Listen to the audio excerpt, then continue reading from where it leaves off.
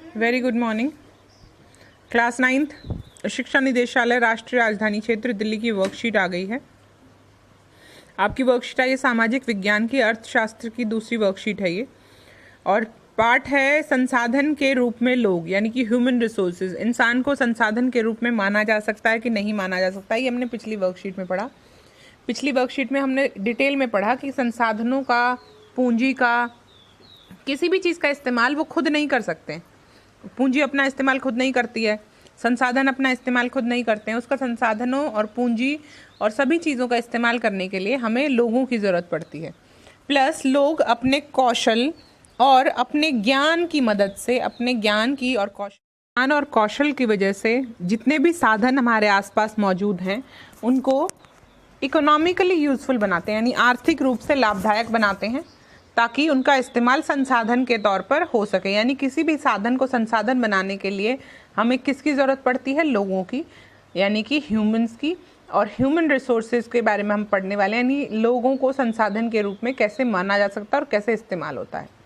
चलिए शुरू करते हैं वर्कशीट। अगर आपने चैनल को सब्सक्राइब नहीं किया तो please subscribe the YouTube channel let's GK. अगर आपने सब्सक्राइब किया तो keep sharing the videos and keep commenting in case you like और in case you don't like. चलिए शुरू करते हैं क्लास। अर्थव्यवस्था के आर्थिक क्षेत्र हम पढ़ने वाले हैं। अर्थव्यवस्था के आर्थिक क्षेत्रों के बारे में, कैसे कैसे अर्थव्यवस्था के आर्थिक क्षेत्रों को अलग अलग भागों में बांटा जा सकता है। हमारे चारों ओर लोग तरह तरह के काम करते हैं। कभी सोचा है वो काम क्यों करते हैं? ये बनता है आपका पहला प्रश्न। प्रश्न कहता है लोग काम क्यों करते हैं? रोजी रोटी कमाने के लिए, कोई शौक पूरा करने के लिए काम करता है। कुछ लोग सेवा भाव से काम करते हैं, जैसे एनजीओ के लोग होते हैं। कुछ लोग कर्तव्य मानकर ये मानते हैं कि अगर हम ह्यूमन की तरह पैदा हुए हैं, इंसान की तरह पैदा हुए हैं, तो कुछ चीज़ें हमें हमेशा करनी चाहिए, ये हमारा कर्तव्य है। कुछ लोग ये इस समझ कर, यानी कि ये चार कारण हो गए: रोजी रोटी कमाने के लिए, शौक पूरा करने के लिए, सेवा भाव से या कर्तव्य मानकर कुछ लोग काम करते हैं। एक ही कार्य के अलग अलग उद्देश्य से भी किया जा सकता है। जैसे कि अगर कोई पढ़ा रहा है, कोई इलाज कर रहा है, तो उसके मकसद अलग अलग भी हो सकते हैं, उसके उद्देश्य अलग अलग हो सकते हैं। देखिए हम समझेंगे कैसे कैसे कार्यों में क्रिया के कौन सी क्रिया आर्थिक और कौन सी गैर आर्थिक है। इस हिसाब से कार्यों को, यानी कि आर्थिक कार्यों को दो भागों में बांटा जाता है। जिन कार्यों का उद्देश्य धन प्राप्ति होता है, जिनमें धन का आदान प्रदान होता है, पैसे का लेन देन होता है, वो आर्थिक क्रियाएं कहलाती हैं। जैसे कि आप स्कूल में गए, डॉक्टर के पास गए और आपने फीस पे की और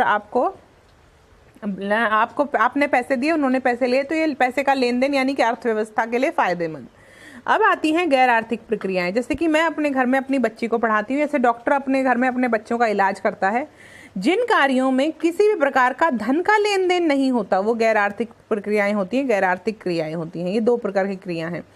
हमेशा किसी भी क्रिया को आर्थिक क्रिया बनाने के लिए अर्थव्यवस्था तैयार करती है। अर्थव्यवस्था कहती है कि हर क्रिया आर्थिक होनी चाहिए, गैर आर्थिक नहीं होनी चाहिए। आर्थिक क्रिया होने से फायदा ये होता है कि अगर आर्थिक होगी क्रिया तो पैसे का लेन देन होगा, अर्थव्यवस्था आगे बढ़ेगी। इसलिए कहा जाता है अगर आप अपने बच्चे को ट्यूशन पढ़ाते हैं और कोई और अपने बच्चे को ट्यूशन पढ़ाता है, तो इससे अच्छा ये है कि आप उसके बच्चे को ट्यूशन पढ़ाएं और वो आपके बच्चे को पढ़ाए, जिससे क्या हो, पैसे का लेन देन हो। पैसे के लेन देन से अर्थव्यवस्था अच्छी होती है। चलिए आगे शुरू करते हैं। आगे क्या प्रकार बताए गए हैं? आगे बताया गया कुछ आर्थिक क्रियाएं बाजार के लिए होती हैं, जिनमें वेतन के लिए या लाभ के लिए भुगतान होता है। इन्हें बाजार क्रियाएं कहते हैं। ऐसी क्रियाओं को हम कहते हैं बाजार क्रिया। सरकारी सेवा में इसमें शामिल है। जबकि कुछ उत्पादन स्वयं और अपने परिवार के लिए की जाए, वो गैर बाजार प्रक्रिया है। जैसे मान लो मैंने अपने खेत में कुछ बोया और खुद ही खा लिया, तो वो कैसी हो गई? गैर बाजार क्रिया हो गई। मैंने अपने घर में सब्जी उगाई और खुद ही खा ली, तो वो कैसी प्रक्रिया हो गई? गैर बाजार क्रिया हो गई, क्योंकि उसमें बाजार की आवश्यकता नहीं पड़ी। अब हम आते हैं अर्थव्यवस्था के क्षेत्रों के बारे में, कि अर्थव्यवस्था में कितने प्रकार के क्षेत्र होते हैं, कौन कौन सी क्रियाओं को, आर्थिक क्रियाओं को, गैर आर्थिक को नहीं, कौन सी आर्थिक क्रियाओं को कौन से अर्थव्यवस्थिक क्षेत्र में अलग किया जा सकता है, सेपरेट किया जा सकता है। सबसे पहले आता है प्राथमिक क्षेत्र। प्राथमिक क्षेत्र होती हैं हमारे कुछ काम सीधे सीधे प्रकृति से जुड़े हुए होते हैं। प्रकृति से जुड़े हुए कामों को, जिन्हें प्राथमिक क्षेत्र के कार्य कहा जाता है, जैसे कृषि करना, मधुमक्खी पालना, लकड़ी काटना, जमीन के नीचे खोदकर खनिज निकालना, मछली पकड़ना, ये जो है ये प्राथमिक क्षेत्र के कार्य हैं।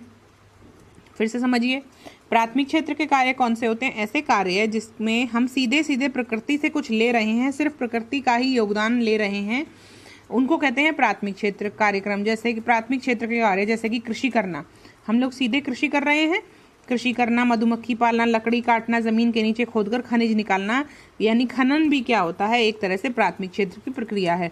मछली पकड़ना इत्यादि ये प्राथमिक क्षेत्र में आते हैं। जब हम सीधे प्रकृति से कोई चीज ले रहे होते हैं तो प्राथमिक क्षेत्र क्रियाएं कहलाती हैं।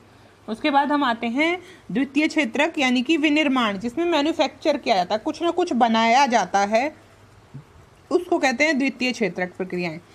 प्रकृति से मिली वस्तुओं में मानव अपने ज्ञान और कौशल से कुछ रूप परिवर्तन करके उसको अधिक उपयोगी बनाता है। इसे द्वितीयक या विनिर्माण क्षेत्र की कार्य कहा जाता है। जैसे लकड़ी से फर्नीचर, दूध से मिठाई और मिट्टी से बर्तन और लोहे से मशीनें बनाना, ये सब क्या है, विनिर्माण। यानी कोई भी किसी भी तरह का बनाने का जो काम होता है उसको हम विनिर्माण प्रक्रिया में मानते हैं, यानी कि उसको द्वितीय क्षेत्रक मानते हैं।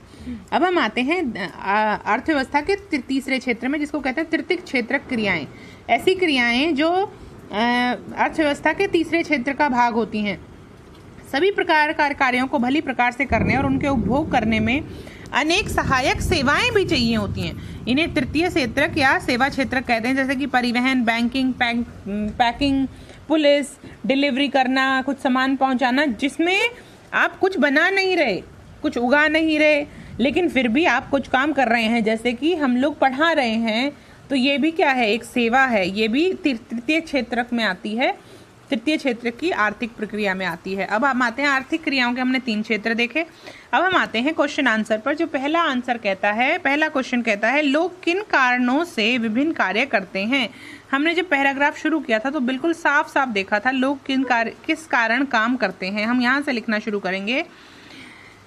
कोई रोजी रोटी कमाने के लिए करता है, कोई शौक पूरा करने के लिए, कुछ लोग सेवा भाव से और कुछ लोग कर्तव्य मानकर। ये 4 कारण आप लिखेंगे, कार्य क्यों किए जाते हैं। ठीक है, अगला क्वेश्चन पर आते हैं। अगला क्वेश्चन कहता है, अपने आसपास के ऐसे 4 कार्यों के उदाहरण लिखिए जो आर्थिक और अनार्थिक क्रिया दोनों हो सकते हैं। जैसे कि देखिए, पढ़ाना आर्थिक क्रिया हो सकता है। अगर मैं बाहर जाकर किसी को पढ़ा रही हूँ, आपकी मम्मी बाहर किसी को ट्यूशन पढ़ाती हैं, बाहर के बच्चे को, तो वो आर्थिक क्रिया होगा। लेकिन अगर वो आपको पढ़ा रही हैं तो वो अनार्थिक हो गया। डॉक्टर से इलाज कराना, अगर डॉक्टर ने घर में इलाज किया तो अनार्थिक है, क्योंकि बाहर नहीं गए आप। और अगर आपने बाहर कोई इलाज कराया तो डॉक्टर पैसे लेता है। आपने घर में कुछ उगाया, कोई भी बागबानी करी, कुछ उगाया और वो खा लिया घर पर ही, तो वो अनार्थिक हुआ, आर्थिक प्रक्रिया नहीं हुआ। इसके अलावा बहुत सारे एग्जाम्पल्स हैं। जैसे कि मान लो आपके घर में आपके पिताजी वो करते हैं, कारपेंट्री का काम करते हैं, प्लम्बर का काम करते हैं, कुछ और काम करते हैं, और वो घर में वो काम कर देते हैं, और आपने बाहर से किसी को नहीं बुलाया और उसको कोई पैसा नहीं दिया, क्योंकि वो काम आपने अपने पिताजी से या मम्मी से करा लिया। वो सारी अनार्थिक क्रियाएं हैं, और वो आर्थिक भी हो सकती हैं अगर वो बाहर जाकर की जाए। ठीक है, चलो, विनिर्माण या द्वितीय क्षेत्र में किस प्रकार वस्तुओं को उपयोगी बनाया जाता है। देखिए, यही वही बात आती है। इसमें मनुष्य अपने कौशल, मानव अपने ज्ञान और कौशल से रूप परिवर्तन करके उसको अधिक उपयोगी बनाता है। किसकी वजह से? अपने ज्ञान की वजह से और अपने कौशल की वजह से चीज़ों को और अधिक उपयोगी बनाता है। ठीक है, ये चीज़ क्लियर हो गई। चलिए आगे चलते हैं। अगला क्वेश्चन कहता है, तृतीय क्षेत्र को सेवा क्षेत्र क्यों कहा जाता है। तृतीय क्षेत्र को सेवा क्षेत्र क्यों कहा जाता है। तृतीय क्षेत्र फिर से देखते हैं। सभी प्रकार के कार्यों करने में, उनके उपयोग करने में सहायक सेवाओं की भूमिका भी होती है, इसलिए इसको सेवा क्षेत्र भी कहा जाता है। क्योंकि यहाँ पर जितने भी तृतीय क्षेत्र की में आर्थिक क्रियाएं आती हैं, उसमें कोई उत्पादन नहीं होता किसी भी तरह का, ना प्रकृति के उससे प्रकृति से कोई उत्पादन किया जाता है, ना ही उसमें कोई निर्माण का कार्य किया जाता है, ना ही किसी का स्वरूप बदला जाता है। इसलिए यहाँ पर जो कार्य हो रहे हैं उसमें उत्पादन का कोई लेना देना नहीं है, इसलिए ये सिर्फ क्या मानी जाती हैं, सेवाएं। इसलिए हम तृतीय क्षेत्र को सेवा क्षेत्र भी मानते हैं। आई होप आपको बहुत क्लियर हो गई हैं सारी चीज़ें, और बहुत तेज़ हो गई है बारिश। तो फिर मिलते हैं अगली वीडियो के साथ। तब तक पढ़ते रहिए और मौसम को एंजॉय करते रहिए, और खुद को सेफ रखिए, घर में रहिए। थैंक यू बेटा, बाय बाय, टेक केयर।